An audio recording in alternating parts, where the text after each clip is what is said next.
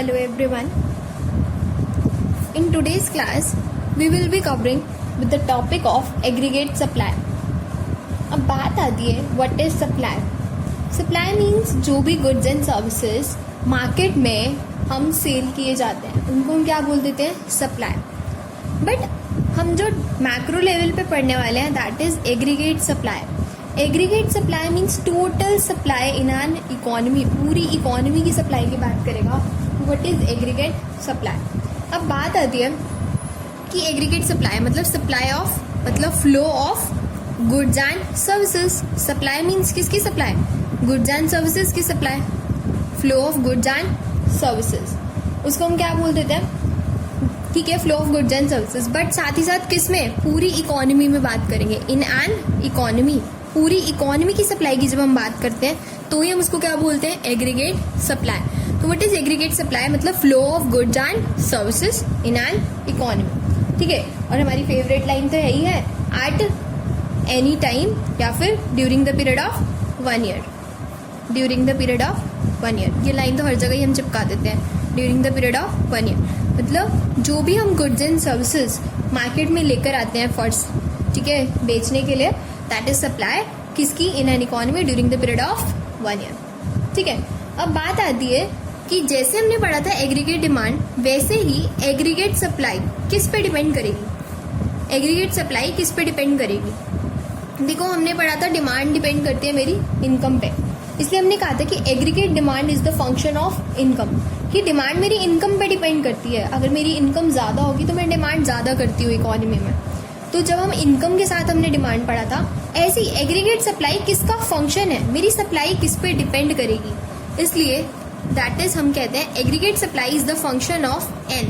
N is for employment. मतलब aggregate supply किसका function है? एम्प्लॉयमेंट का. जितने ज़्यादा लोग काम करेंगे, जितने ज़्यादा लोग जॉब्स पे जाएंगे, उतने ज़्यादा गुड्स एंड सर्विसेज प्रोड्यूस होंगे और उतनी ज़्यादा क्या होगी? सप्लाई. उतनी ज़्यादा क्या होगी? सप्लाई. ठीक है, ये कॉस्ट इफेक्टिव टेक्निक की बात नहीं कर रहा है, ये नॉर्मली ये पहले के कंसेप्ट्स बने हुए हैं. तो इसमें ये नहीं कि हम कहेंगे कि हम मशीन ज़्यादा लगा देंगे, ठीक है, बट यहाँ पे जो सप्लाई की बात कर रहे हैं this is only in the sense कि पहले जैसे हैंड से काम होता था तो लोग क्या करते थे? जितने ज़्यादा लोग होते थे उतनी ज़्यादा सप्लाई. तो सेम एग्रीगेट सप्लाई किस पे डिपेंड कर रहा है? एम्प्लॉयमेंट पे. जितने ज़्यादा लोगों की एम्प्लॉयमेंट होगी, जितने ज़्यादा लोग एम्प्लॉयड होंगे उतनी ज़्यादा सप्लाई. जितने कम लोग एम्प्लॉयड होंगे उतनी कम सप्लाई. ठीक है, तो एग्रीगेट सप्लाई किसका फंक्शन है? एम्प्लॉयमेंट का. एक और चीज हमने पढ़ा था कॉम्पोनेंट्स ऑफ एग्रीगेट डिमांड, ऐसे ही हम यहाँ पे पढ़ेंगे components of aggregate supply. Aggregate supply हमने पढ़ा था.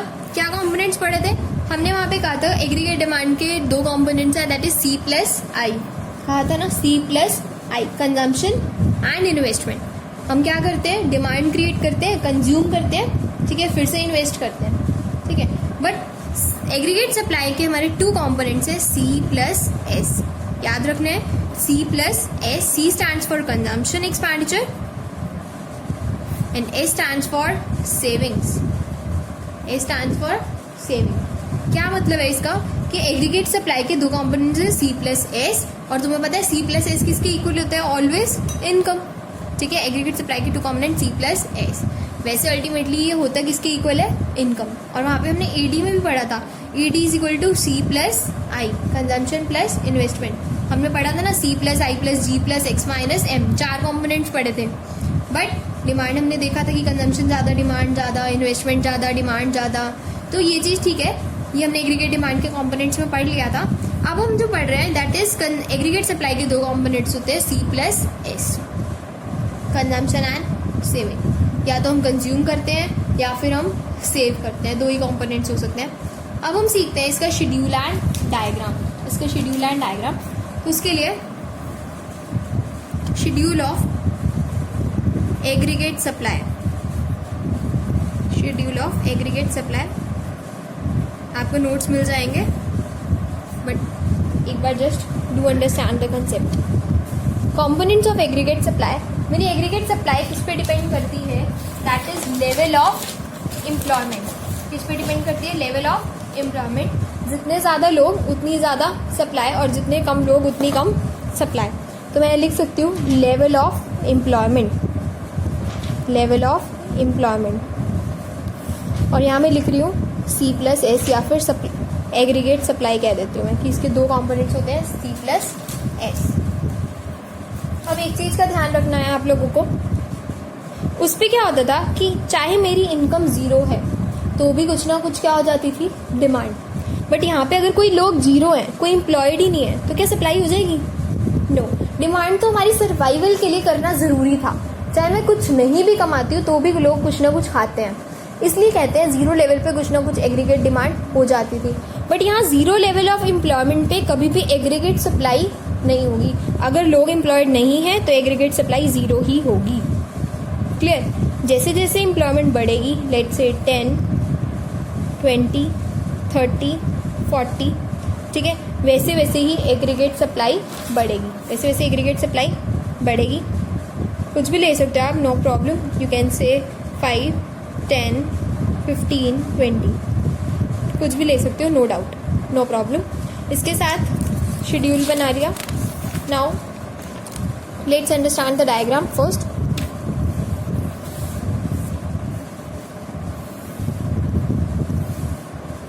X axis, Y axis,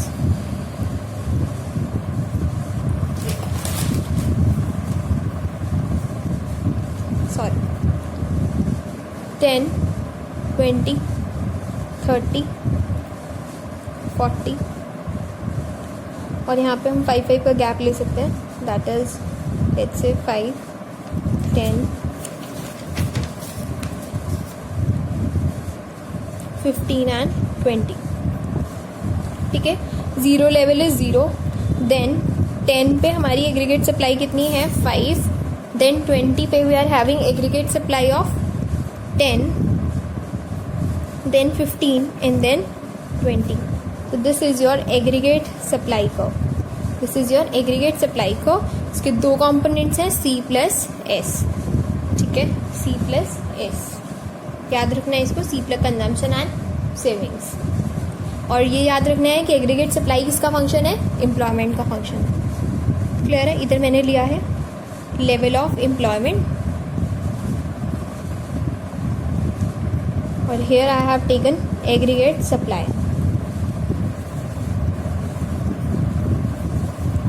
clear है? एक बार इसको नोट्स की हेल्प से देख लेते हैं फटाफट से।